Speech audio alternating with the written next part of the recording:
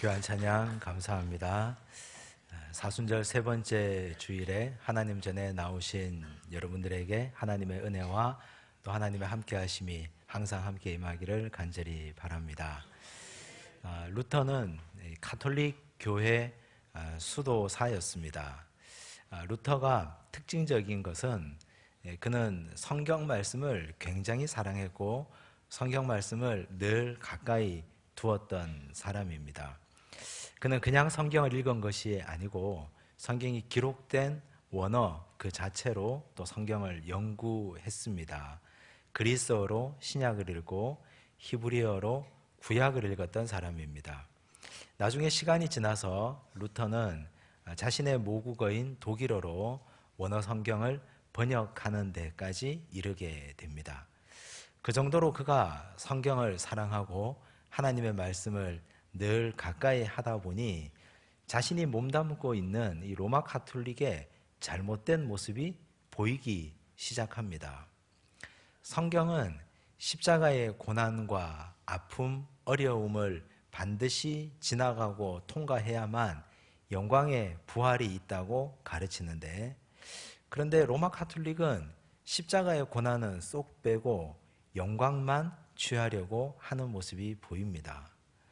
성경은 믿음으로만 구원 얻을 수 있다고 기록하고 가르치는데, 그런데 로마 가톨릭은 믿음이 아닌 선한 업을 쌓음으로 구원 얻을 수 있다고 가르칩니다.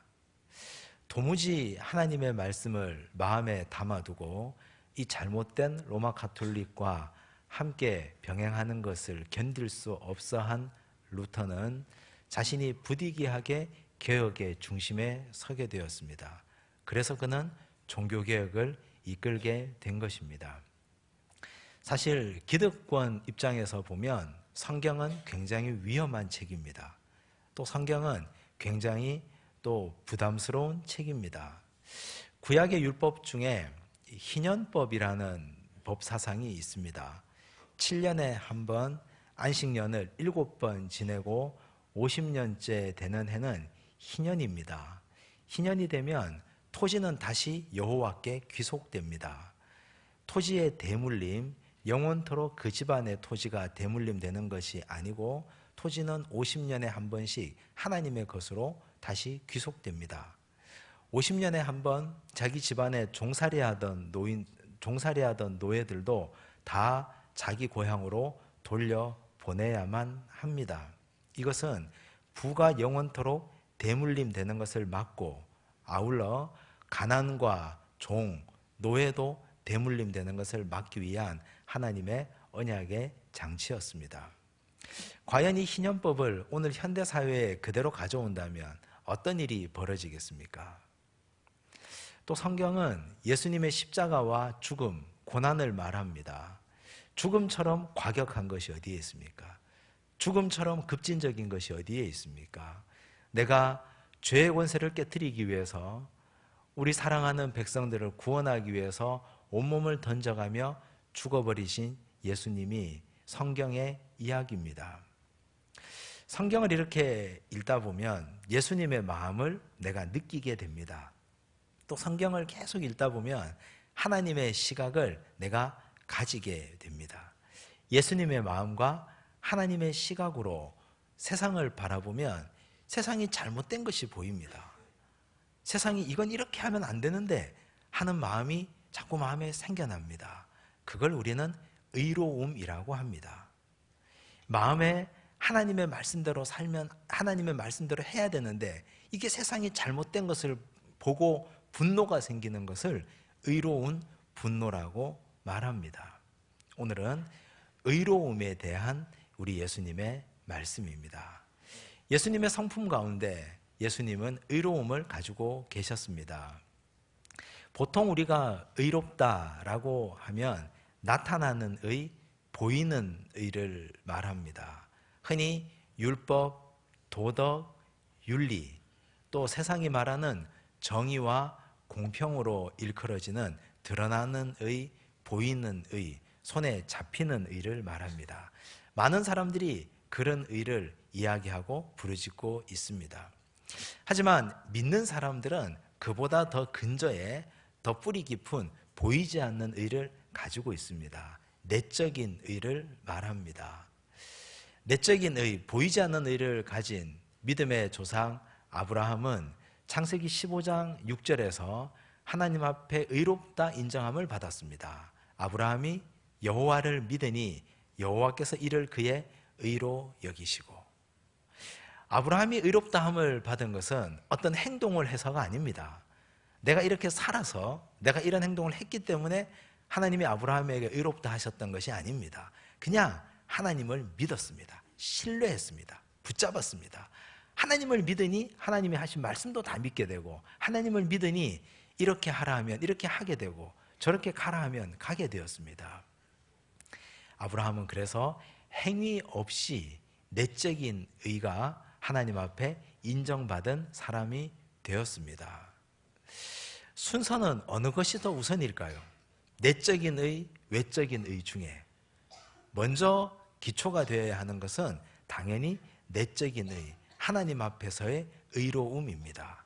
이것이 기초가 되어야, 이것이 뿌리가 되어야 그 다음 드러나는 의, 외적인 의, 윤리, 도덕적인 의가 자리할 수 있게 되는 것입니다. 뿌리부터 먼저 튼튼해져야 나무가 있고 열매가 있는 것처럼 내적인 의가 든든하게 자리를 잡아야 그 다음 외적인 의가 나타납니다. 우리 예수님이 그렇게 사셨습니다. 예수님은 하나님과의 관계에서 내적인 의에 강한 붙들림을 가지고 사셨습니다. 예수님은 하나님과 어떤 관계를 맺으셨는가? 예수님이 하나님과 맺으신 관계는 크게 기도와 말씀입니다. 우리 예수님의 기도의 모습을 보면 우리 주님은 항상 새벽 기도를 하셨습니다. 예수님의 새벽 기도는 특별했습니다. 왜냐하면 하루 종일 수많은 사람들을 만나야 합니다. 하루 종일 수많은 병자들을 만나야 하고 많은 사건을 주님은 겪어야만 했습니다. 그런데 그 일을 감당하기 전에 가장 우선 우리 주님이 하나님을 먼저 만나는 시간이 새벽 기도 시간이었습니다. 마가복음 1장에 보면 예수께서 새벽 아직도 밝기 전에, 미명 아직도 밝기 전에 예수께서 기도하러 한적한 곳에 가셨다고 기록하고 있습니다. 아무도 만나기 전에, 누구와도 오늘 내가 첫 말을 하기 전에 나는 하나님께 내 입을 먼저 열어서 첫 말을 하나님께 내뱉겠다. 내가 어떤 일도 경험하기 전에 나는 예배 자리에서 기도하는 시간을 하나님과 가지겠다. 이것이 우리 예수님의 새벽 기도의 특징이었습니다. 이렇게 기도하면서 주님은 하나님의 마음을 알았습니다. 또 주님은 어떤 사건이 있을 때마다, 중요한 일이 있을 때마다 하나님께 기도했습니다. 죽은 나사로를 살리실 때도 주님은 아버지께 기도했고, 십자가를 앞두고 겟세마네 동산에서도 우리 주님은 하나님께 간절하게 기도하셨습니다. 그래서 사람 찾아다니지 않고 사람에게 이런저런 문제에 대한 답을 구하지 않고 하나님께 엎드려 구했습니다. 답을 찾았습니다. 십자가를 지는 것이 정답임을, 십자가를 피해서는 안 되는 것임을 주님은 겟세마네에서 깨닫고 결국 십자가를 지신 것입니다. 우리 예수님께서 기도와 말씀으로 결국 믿음의 내적인 의를 든든히 붙잡았습니다. 그러므로 오늘 말씀을 우리가 다시 바꾸어 읽으면, 의에 줄이고 목마른 자, 이 말은 말씀과 기도에 줄이고 목마른 자라고 우리가 읽을 수 있겠습니다. 우리는 신앙생활을 하면서 우리는 하나님의 말씀을 듣고 배우고 예배드리면서 우리는 무엇에 줄이고 무엇에 목마르십니까? 신앙생활 하시는 분들, 많은 분들을 경험하고 또 우리가 살피다 보면 기도와 말씀이 아닌 다른 것에 목마르고 다른 것에 줄인 분들이 많이 있습니다. 사람의 사랑에 목마르고 인정받음에 줄이고, 또 교회에서 직분에 목마르고 직분에 줄인 분들도 많이 있습니다. 그 직분, 그것이 뭐라고 그것에 목말라서 거기에 목을 매는 분들도 꽤 많이 있습니다. 내가 이런 일을 하고 이런 봉사를 하면 많은 사람들이 나를 알아주기를 바라는 인정받음에 목마르고 인정받음에 메마른 분들도 많이 있습니다. 그러나 그것은 본질이 아닙니다. 가장 기본적인 신앙생활의 본질은 우리 예수님처럼 기도에 목마르고 말씀에 굶주려 있어야 됩니다. 그것이 가장 신앙생활의 본질이 되어야 합니다. 그래야 우리는 내적인 의를 하나님과 관계 가운데서 강하고 분명하게 붙들고 나아갈 수 있기 때문입니다. 교회에서도 새벽 기도도 있고 수요 예배 때 말씀 듣는 시간도 있고 금요 기도회 때 부르짖는 시간도 있고 주일 예배 때 기도하고 말씀 듣는 이 시간도 있습니다. 교회에서 예배만큼 가장 기본적이고 가장 좋은 프로그램이 또 어디에 있겠습니까?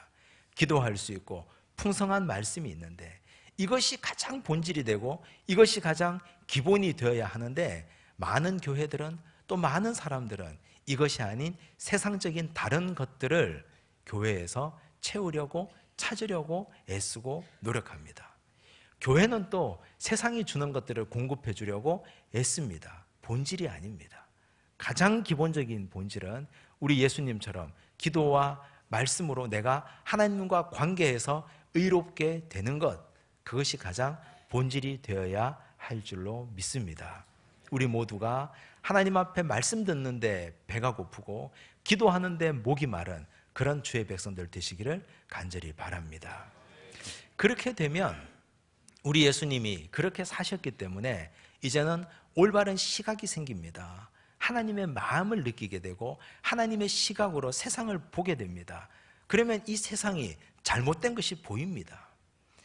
예수님 당시에 우리 예수님은 의로움을 바깥으로 드러내셨는데 예수님이 드러내신 의의 방향은 크게 두 가지입니다. 하나는 높은 자들을 향해서, 하나는 낮은 곳을 향해서. 예수님 당시에 높은 곳에 있는 분들은 크게 두 쪽 부류입니다. 하나는 빌라도와 헤롯으로 대표되는 정치 권력, 또 하나는 대제사장, 서기관, 바리새인, 사두개인, 여러 율법학자들로 대표되는 종교 권력들입니다. 이들에 대해서 우리 예수님은 쓴소리를 마다하지 않았습니다. 하신 말씀 다 하고 사셨습니다. 빌라도의 법정에 서서 빌라도가 예수님께 묻습니다. 예수님에게 네가 유대인의 왕이라고 했는데 그게 사실이냐? 우리 주님은 피하지 않습니다. 네가 말한 그대로다. 내가 유대인의 왕이다. 우리 주님은 헤롯 앞에 가서 헤롯이 묻는 이런저런 말에 대꾸하지 않으셨습니다. 대답할 가치가 없었기 때문입니다. 주님은 부패한 정치 권력 앞에 주님은 절대 고개 숙이거나 무릎 꿇거나 구차하게 목숨을 구걸하지 않으셨습니다. 절대로 그들 앞에서 하나님의 의를 손상시키는 일을 한 번도 하신 일이 없었습니다. 또 예수님은 부패한 종교 권력들, 돈을 주고 물질을 주고 종교 권력의 정점을 차지하려고 하는 자들, 그들 앞에서 독사의 자식이라고 힐난했습니다. 회칠한 무덤이라고 주님께서 혼내셨습니다. 안은 썩어져가고 냄새나고 병들어 가는데 겉만 회칠하게 아름답게 칠해져 있는 그들의 모습을 보고 주님은 비판하셨습니다. 한 번도 주님은 뒤로 물러난 적이 없었습니다. 그러나 주님께서 낮은 자들, 약한 자들을 향하여는 어떻게 하셨습니까? 예수님 시대 때 낮은 자들은 크게 세 부류입니다. 병든 자, 가난한 자, 소외된 자. 예수님 시대 때 병든 자들은 특정하게 병을 지칭할 수 없을 만큼 많은 병자들이 있었습니다. 성경은 그렇게 말합니다. 각색 병든 자들. 얼마나 많았으면 각색 병든 자들이라고 말했겠습니까? 그 수많은 병자들이 주님 앞에 나오는데 우리 예수님께서는 그들을 한 번도 물리친 적이 없습니다. 아무리 피곤해도 아무리 고대도 나병 환자들을 만져주시고 우리 주님은 그들을 끌어안아 주시고 손 마른 자는 손을 펴보라고 말씀하시고 우리 주님께서 모든 병자에게 다양한 방법으로 치유의 은혜를 허락해 주셨습니다. 가난한 자들, 물질적으로 줄이고 힘든 자들이 많이 있었습니다. 그들이 주님 앞에 나와왔습니다. 도시락 하나 가지지 못하고 배가 고파서 쫄쫄 굶고 하루 종일 주님의 말씀을 듣습니다. 우리 주님께서 그들을 불쌍히 여기셨습니다. 보리떡 5개, 물고기 2마리로 그들을 다 먹여주셨습니다. 돈 많은 부자 청년이 예수님께 나와왔습니다. 주님 그에게 말씀하십니다. 너 있는 것을 좀 팔아서 가난한 자들에게 주면 좋겠는데 어떻게 할 테냐? 주님은 있는 자들에게는 있는 것을 나누라고도 말씀하셨습니다. 가난한 자들을 위한 주님의 배려였습니다. 소외된 자들의 대표자는 누굽니까? 세리와 창기들입니다. 그 당시 사람 취급 못 받던 세리들과 창기들을 주님은 식탁의 자리로 초대해 주시고 함께 식사하시고 함께 그들과 나누셨습니다. 언제나 예수님의 식사 자리에는 세리가 있었고 창기가 그 자리에 있었습니다. 많은 사람들에게 오해받을지언정 주님은 그들을 결코 버려두시거나 소외시키지 않으셨습니다. 이것이 우리 예수님의 외적인 윤리요 외적인 정의입니다. 오늘 우리 시대는 어떻습니까? 우리가 사는 이 사회는 어떠합니까?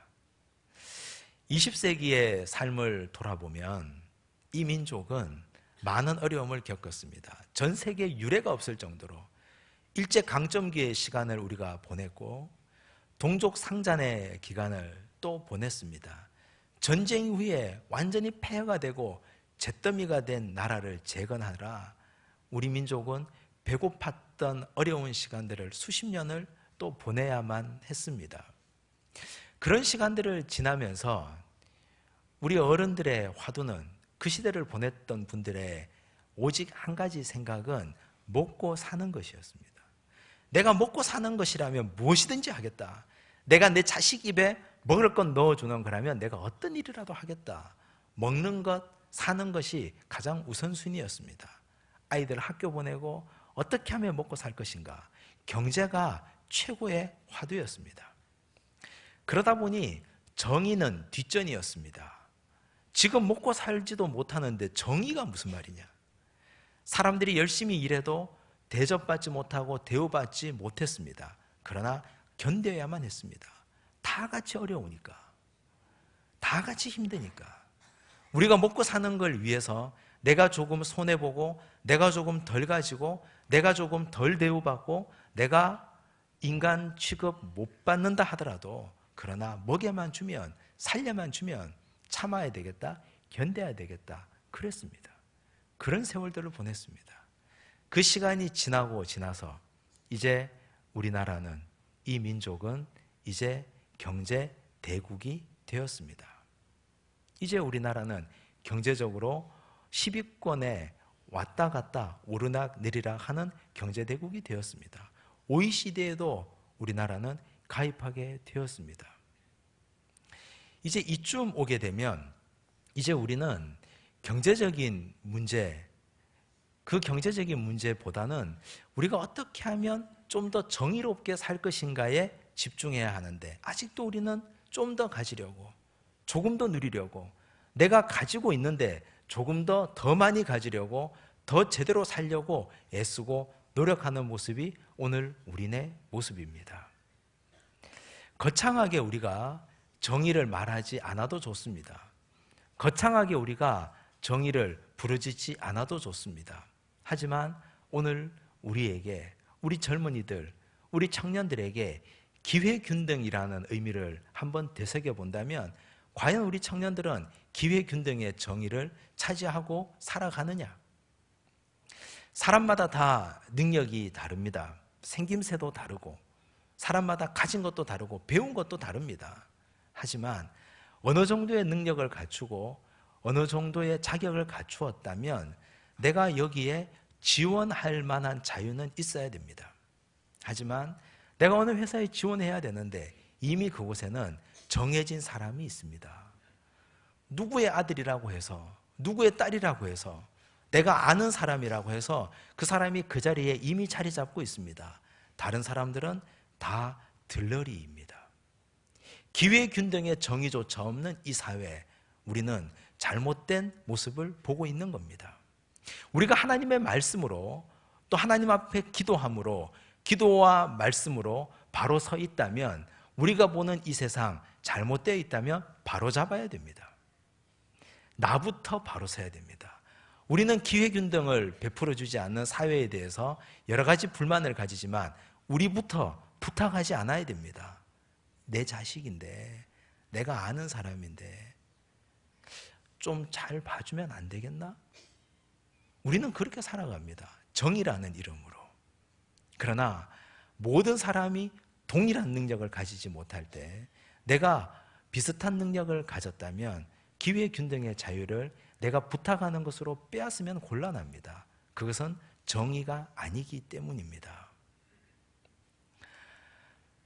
윗사람을 향한, 권력을 향한 정의에 대한 것들이 이러하다면, 우리 자신도 그러하다면 사회적 약자를 향한 나눔에 대한 정의는 얼마나 이루어지고 있는지 우리도 한번 돌아봐야 하겠습니다. 내가 가진 만큼, 내가 누리고 있는 만큼 이 사회의 약자들을 위하여 우리는 얼마나 나누고 있습니까? 사실 나눔이라고 하는 것은 자발적 나눔이어야 합니다. 자발적 나눔이 아닌 비자발적 나눔은 공산정권에서나 하는 일들이기 때문입니다. 많이 가진 사람은 많이 나누고 적게 가진 사람은 적게 나누는 것이 공평이요, 그것이 정의입니다. 어느 한 집에 초등학교 5학년 아들을 두고 또 유치원 다니는 딸을 둔 엄마가 있습니다. 이 엄마가 아들과 딸을 데리고 장을 보러 갔습니다. 과일을 사서 아들에게는 과일 바구니를 들게 하고 또 두부와 휴지를 사서는 딸에게는 그것을 들게 했습니다. 초등학교 5학년짜리 아들이 그걸 보고 이건 공평하지 않다고 엄마에게 불평합니다. 왜 쟤는 이렇게 가벼운 걸 들고 왜 나는 이렇게 무거운 걸 들어야 됩니까? 엄마가 이렇게 얘기합니다. 이게 공평이고 이게 정의다. 넌 오빠니까 힘이 있고 넌 컸으니까 무거운 걸 들어야 되고 얘는 어리고 얘는 약하니까 얘는 가벼운 걸 들어야 된다. 이게 정의다. 오늘 우리 시대는 어떤 것이 정의입니까? 많이 가진 사람이 많이 내는 것이 정의입니다. 많이 배운 사람이 배운 것을 가지고 베푸는 것이 정의입니다. 사회적 약자들이 적게 내는 것이 그게 정의입니다. 교회에서도 목사와 장로님, 중직들이 많이 섬기는 것, 그게 정의입니다. 교회 처음 나오신 분들이 혜택 보고 또 누리는 것, 그것이 정의입니다. 똑같이 공평하게 한다는 것, 그건 공산주의입니다. 똑같이 균등하게 한다는 것, 내가 많이 가지거나 적게 가지거나 그것이 공산주의 아니고 무엇이겠습니까? 1631년부터 1681년까지 살다 가신 최국선 씨라는 분이 계십니다. 이분은 경주 최부잣집의 원조 시초가 되시는 분입니다. 이분이 부자가 된 것은 그 당시 17세기 초에 아직까지 사람들에게 보편화되어져 있지 않은 이양법을 자기 논에 도입했습니다. 이양법을 도입하기 위해서는 수리시설까지 완비되어 있어야 되는데 수리시설까지 다 완비해 놓고 이양법을 도입을 했습니다. 그래서 농사가 잘 되었죠. 부자가 되었습니다. 논을 많이 샀습니다. 땅도 많이 샀습니다. 자기 혼자 농사를 짓지 못하니까 그걸 소작을 줬습니다. 17세기 초에 이 나라의 소작은 8할 내지 9할이었습니다. 8할 내지 9할의 소작료를 떼고 나면 뭐가 남겠습니까? 그래서 먹고 살 길이 막막하니까 다시 또 빚을 집니다. 이자를 또 매깁니다. 그걸 장리라고 했습니다. 가을이 되면 2배로 갚는 겁니다. 가을거지에서 2배로 갚고 나면 남는 것이 없습니다. 오히려 빚을 집니다. 그런 세월을 17세기 초에 이민족의 조상들은 살았습니다. 최국선 씨도 예외는 아니어서 그 당시 모든 사람들이 그렇게 하니까 부자가 되고 농사를 지으면서 8할 9할의 소작료를 받고 장리의 이자를 놓았습니다. 그러다가 그 당시 경주 인근에 명화적의 난이 있었습니다. 화적대가 횃불을 들고 돌아다니는 것이 명화적이었습니다. 그들이 환하게 횃불을 들고 와서 그 집을 덮쳤습니다. 그리고 나서 내놓으라고 하는 것은 돈도 아니요, 사람도 아니요, 폐물도 아니었습니다. 자신의 얼굴을 보여줍니다. 얼굴을 보고 깜짝 놀랐습니다. 자기의 논에서 소작을 부쳐 먹고 있던 소작농들이었습니다. 그 사람들이 달라고 하는 것은 장리의 채권 서류였습니다. 그걸 달라고 합니다. 우리가 이것까지 주고 나면 먹고 살 수가 없으니까 소작은 어떻게든 하겠는데 이거 좀 달라고. 그래서 그거 다 줬습니다. 날이 밝았습니다. 남아있던 채권 서류들을 다 꺼내놓고 사람들을 다 불러오라고 합니다. 서류들을 다 돌려줬습니다. 장리를 내가 받지 않겠다. 갚지 않아도 좋다. 그리고 나서 그 당시로서 파격적인 이야기를 합니다. 이제부터 소작은 8할도 가져오지 말고 9할도 가져오지 말고 5할만 받겠다. 5대5로 나누겠다. 이래도 나는 부자로 살 수 있고 너희들은 먹고 살아야 되지 않겠냐. 이만큼 힘든지 내가 몰랐다. 이렇게 화적을 해서야만 먹고 살 수 있는지 내가 몰랐다. 나누어야 되겠다. 5대5로 나누었습니다. 그리고 나서 망했을까요? 훨씬 더 부자가 됐습니다. 사람들이 논만 나오면 가지고 나서 사달라고 하는 겁니다. 자기 집에 논만 있어도 가서 팔고 내가 그 논의 소작농이 되어도 그것이 편하다는 겁니다. 그래서 그는 경주 최부잣집의 시초가 되었습니다. 의에 줄이고 목마른 자가 누리는 복이 어떤 복입니까?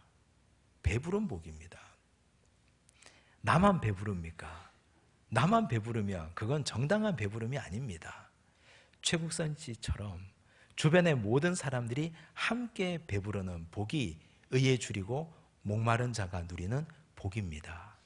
우리가 하나님의 말씀에 목이 마르고 하나님께 기도하는데 배가 고프다면 우리는 하나님의 시각을 갖게 될 것이고 주님의 마음을 얻게 될 것이고 그 마음으로 세상을 바라보고 세상을 향하여 기회균등의 정의와 나눔의 정의를 실천하며 산다면 내 주변 사람들이 배부르고 나도 배부르는 귀한 하나님의 은혜의 복을 누리게 될 줄로 믿습니다. 우리 예수님 주변에 계셨던 사람들은 모두가 예수님 때문에 배불렀습니다.